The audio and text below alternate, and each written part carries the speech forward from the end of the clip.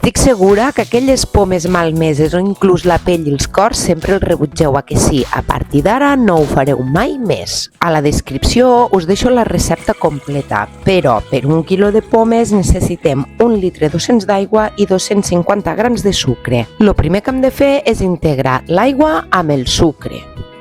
I després incorporem les pomes. Jo aquestes, com no pot ser d'una altra manera, a la que em veig una que està a punt de fer malbé, el que faig és tallar-la a daus i ficar-la al congelador. Ho tapem amb un drap. Penseu que li hem de donar respiració, això és una fermentació, i si el tapem hermèticament pot ser que el pot ens peti. Ens marcarem la data en què ho hem fet perquè la fermentació va entre 2 i 4 setmanes, depèn de la calor que faci. Durant els 2 o 3 primers dies el que haurem de fer és comprovar que fa olor de ferment i anar barrejant per treure l'accés dels gasos.